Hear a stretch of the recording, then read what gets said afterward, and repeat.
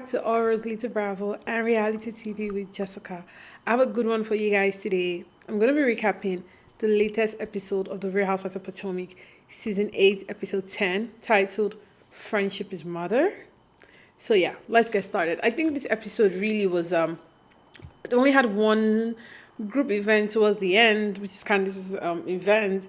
Do we even call that a group event? Because Wendy wasn't there and Giselle wasn't invited and Robyn received an invitation, right? So do we even call that a group event? Because I don't even think Candiace even wanted it to be a group event since she wasn't inviting Giselle in the first place. But anyways, let's just get right into the episode, right? Okay, so the episode starts, we see Karen and Raven, they're getting a tattoo together, and Karen brings up the fact that she'd already had a conversation with Giselle, and Giselle wanted Raven and Grace to have like a conversation just so that Raven can kind of like give her like advice or someone going right into college. Because Giselle is a bit scared. And I'm sure Grace has questions as well, right? So, and then we see Candiace and her mother, they're talking to the event planner. They're having this Mother's Day event. And her mom is like, so are you going to invite Giselle? And she's like, no. She's not going to invite. And I want to quote what she said. She said, I have no interest in inviting someone that will wish my family and I ill, right? Okay. And this is a problem that I have with Candiace. And I've said this, at this point, it seems like I don't like Candiace, but I do enjoy Candiace. I just cannot get behind the hypocrisy. I think the hypocrisy of these shows is actually what pisses me off more than anything. We can all say, yeah, Giselle and Robyn, obviously, especially Giselle, talk about people on their shows and on their podcasts, rather, things like that. While Candiace does it on Twitter. Well, Candiace just does it in a different way, and she just does it deeper and unnecessarily. And Giselle really doesn't like do like a recap on Potomac and things like that. If you listen to their podcast, they don't really do things like that. They might spontaneously talk about something that happens on Potomac if it's like news, right? Anyways, because you used to say that someone has wished your family ill. How does she, like, I'm still trying to understand. And this is the thing that Candiace's fans are not seeing, right? You guys keep saying, well, Giselle changes her mouth. 1 minute she's saying it was he asked me to come into the room alone. The next minute you're like, oh, it was a sneaky link. The next minute, you guys forget the way the conversation moved, right? Like, even before Potomac aired on TV, like even before, just in production, while they were still filming, oh my goodness, Chris and Candiace already came on social media and already said, oh my God, they're going to make me the next storyline. They're going to do this. They're going to do this.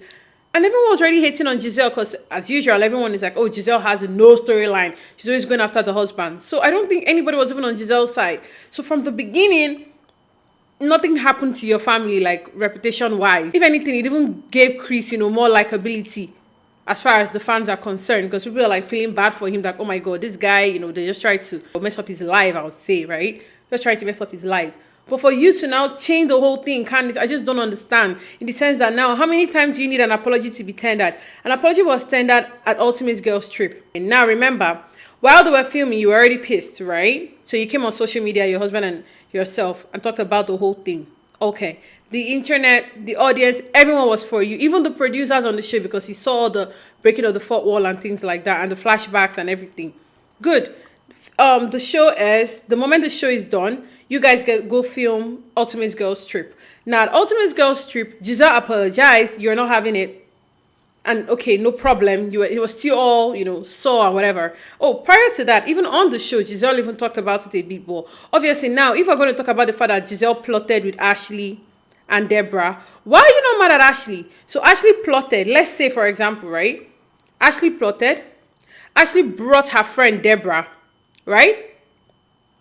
And Ashley's ex-husband/husband is suing you. You have 3 reasons to be mad at Ashley, but baby, you are not. Why? You want to be mad at Giselle. You just say that's what you want.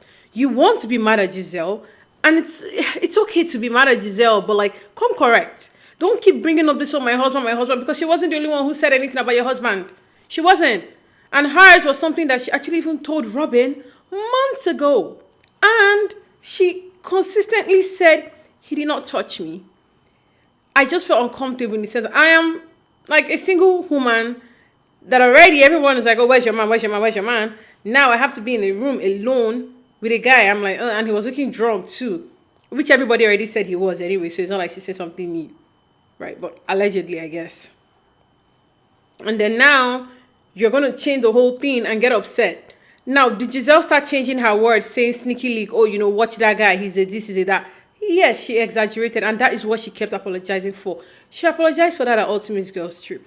She apologized for that at the reunion. And at the reunion, you told her to shove it to something about her uterus. No problem. You decided to not receive the apology, even though it was tendered numerous times. Now you come on the season, she's not talking to you because, hey, guess what? You said she was colorist. You said so many things. Meanwhile, you are the same person that brings up, like, Candiace is the one that consistently brings up colorism on that show.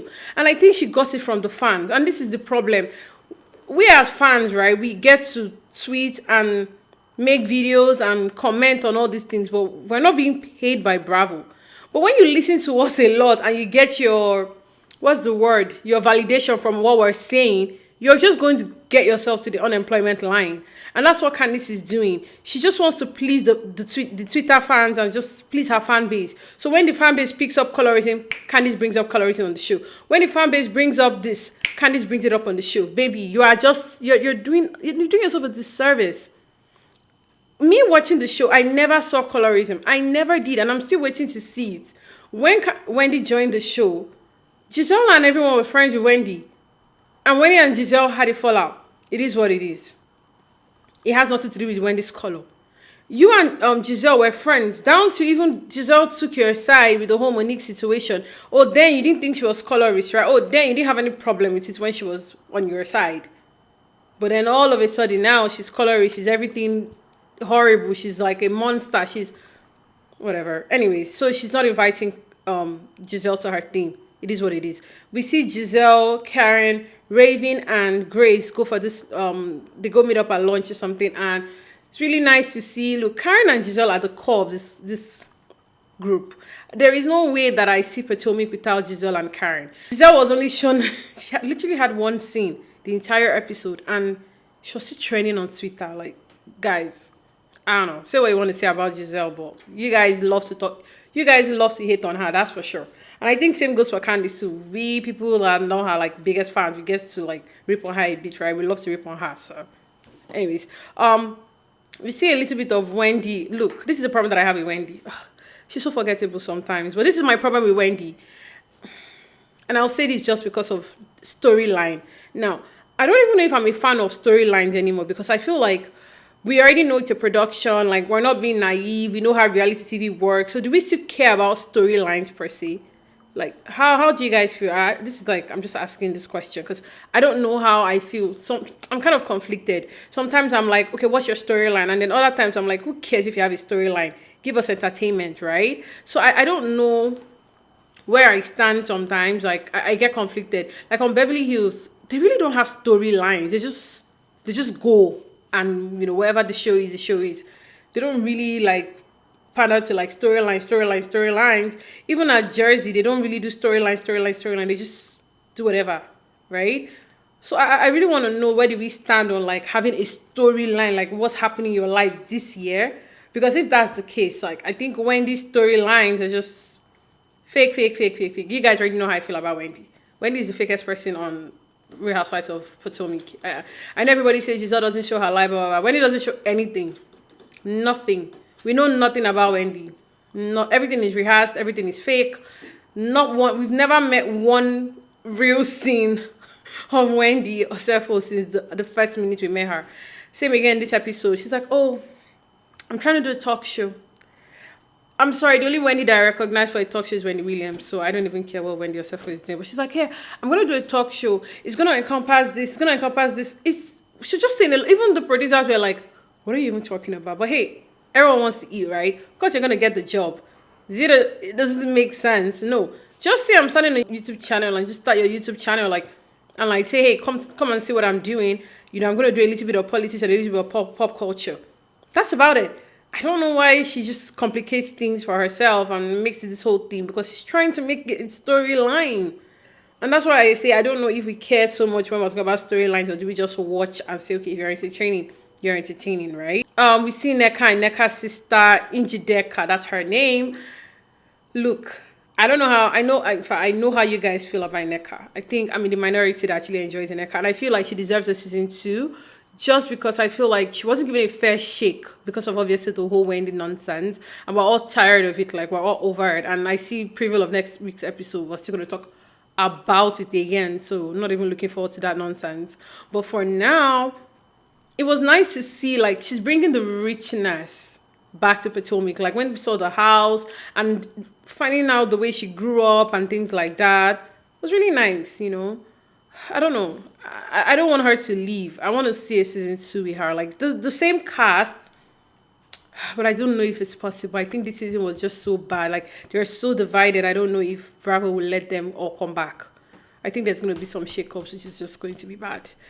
All right, the next thing we see, Robyn, Warren, and the kids, they're all hanging out. And of course, Robyn gets a text message from Candiace inviting her for like the Mother's Day thing. And Warren is just a guy. He's like, oh, that's nice of her. Because guys don't know how to keep grudges, right? And I saw online, people were ripping at Warren like, oh, he's unemployed now, so he has the time to hang out with Robyn. And I'm like, no. If we really remember season 1, like, the dynamics between Warren and Robyn, it's not new. This is the way they've always been. And you guys have to remember that these guys have been together since high school, I think. So they've had this very codependency relationship. So whether we think Robyn is happy or we think Warren is cheating on her, like they're going to be together forever. Like the earlier we all accept it, I think the better for everybody, because I think we're just fighting fate when we just complain and complain and complain about Robyn and this relationship, because Robyn's not going anywhere. Like the relationship is going to be like that. Like she may leave the show, I hope not, but they'll still be together. It is what it is, right? Because when one didn't have a job earlier seasons, he was always filming. Like he was always there, you know. So I think the only reason why he has the time to film again is obviously because he's not employed. So when people are like, oh my God, we've seen Warren, and guess what? If he wasn't there, you guys would say, oh my God, he's left. He's not taking accountability for anything. But he's come there on 2 occasions now. First one, Karen ripped at him. He took it. He stood there. He answered the questions. Same with Mia. And remember, even behind the scenes with Giselle. So what else do we want?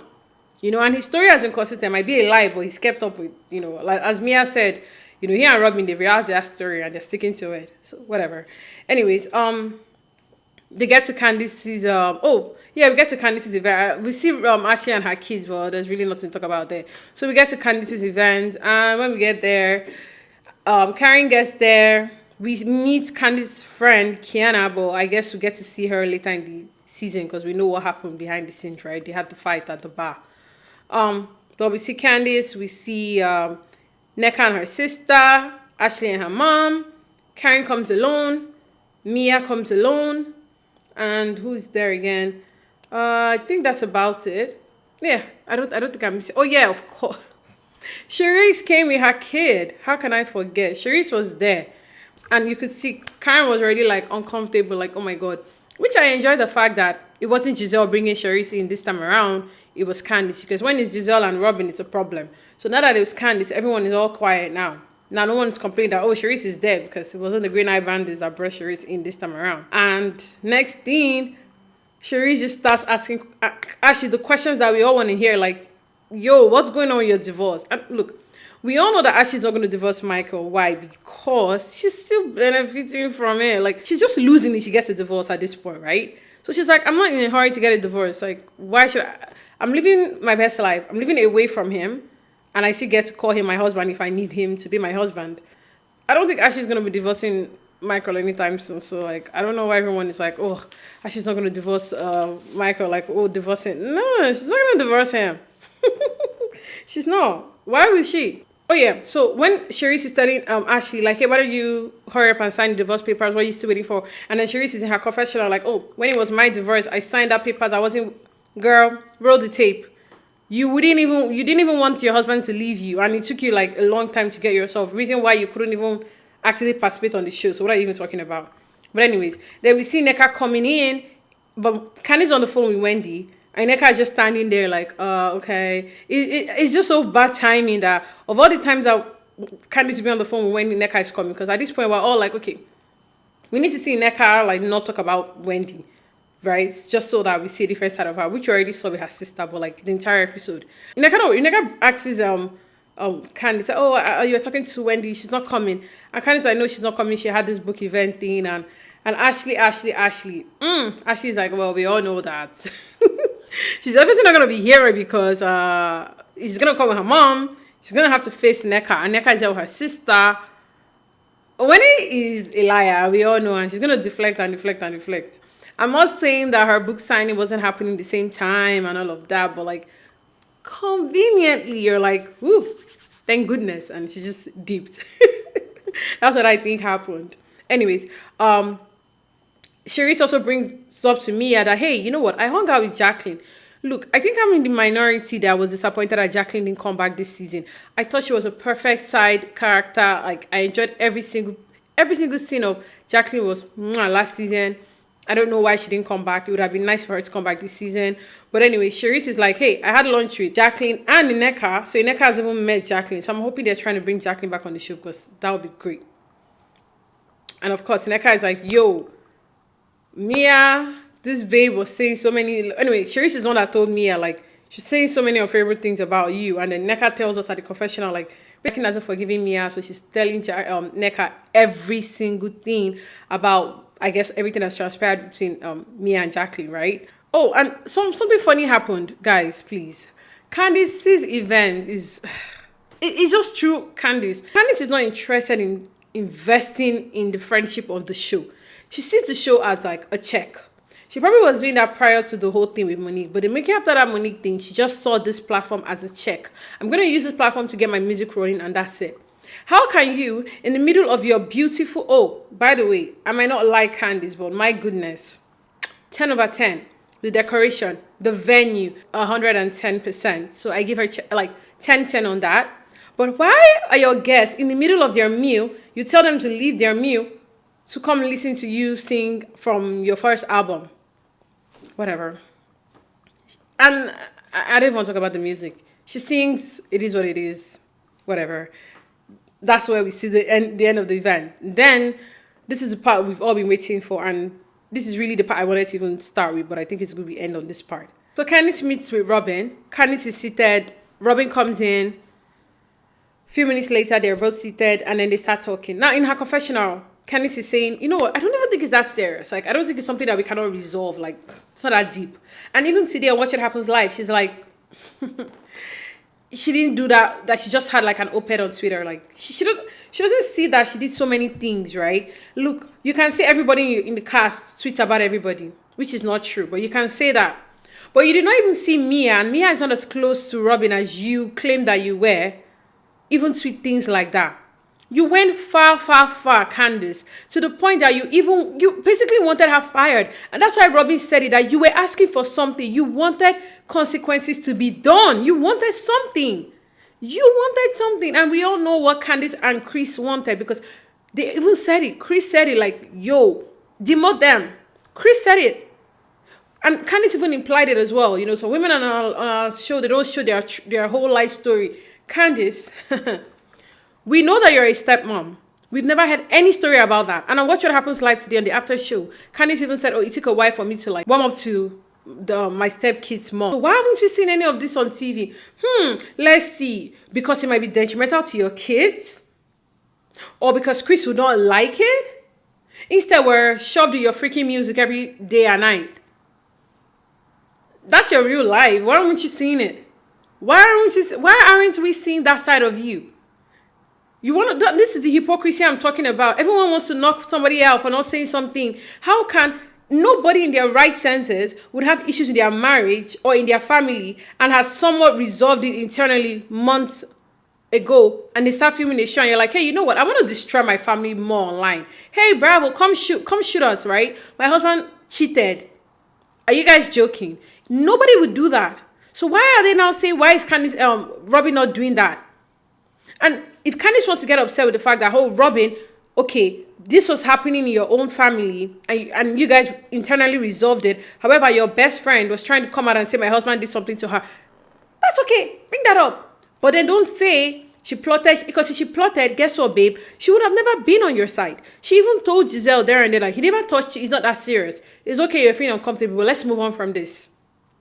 It's not that deep. Everything was blown out of proportion, and Candiace is not ready to let it go. You keep bringing it up, and now you're not telling Robyn, yes, I believe, because Robyn asks her, and Robyn is like, this is my main thing. The fact that you think that I had a hand in the plotation and the whole thing. Why are we here? Why are we having this conversation if you believe that? And that's a very genuine question. And Robyn ate the entire conversation. Because guess what? You're coming here and saying it's not that serious, we can be friends. How do you want to be friends with someone that you think actively participated in taking your husband down? It doesn't make sense. Make it make sense. Okay? And I'm sorry, you're not going to take Robyn away from Giselle or Giselle. Like, they are friends. They're real friends. So I don't understand what Candiace is doing. It's either you come into the show this season and be like, what you guys did was messed up. It is what it is. Like, they've apologized already. Ashley apologized. Giselle apologized. Move on from it.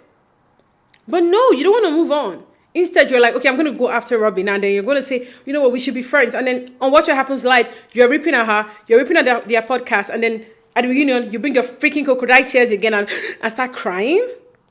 And then she had the audacity to even, because I can't remember, someone asked a question about she and Giselle and the making up and all of that. Like, oh, are you guys going to make up? And she tells Andy that they're going to need a whole segment for that. We're not giving you a segment, babe, because Giselle did not even have a single word with you this season. So why do you still want to talk to Giselle at the reunion? What do you think you want to say? I'm done. Like, I can't deal with Candiace's like up and down. The hypocrisy is crazy. And online, everybody's like, oh my God, Giselle is the cause of the whole thing. No.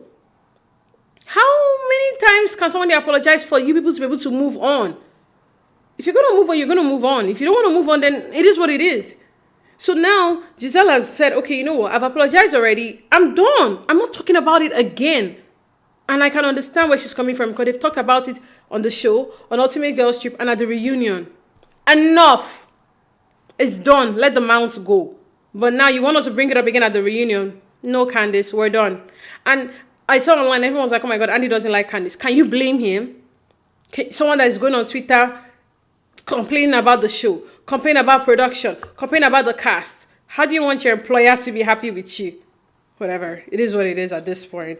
I was for Robyn in everything. And then, of course, when Candiace doesn't get her way, she's going to storm out. And I like the fact that Robyn didn't even go after her. Robyn's like eating her food and like, bye. Anyways, I think that's pretty much where it ends.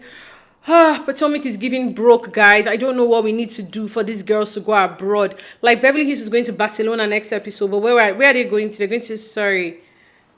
Whatever. It is what it is. All right, guys. I'm going to stop here now. Talk to you guys next week. Thank you. Please don't forget to like, subscribe, share this video, leave your comments. We'll have conversations. I reply every comment. Please like, subscribe, download, share this video. If you're listening to the podcast, the name is All Roads Lead to Bravo and Reality TV. On everywhere you listen to your podcast, on Apple, on Spotify, on iHeart, Amazon Music, everywhere you listen to your podcast, guys, I'm there. And I'm also on YouTube as well. I'm also on Instagram and I'm on Twitter. I'm on everywhere, guys. I'm even on freaking TikTok. Come find me. I follow everybody. I love you guys. Bye.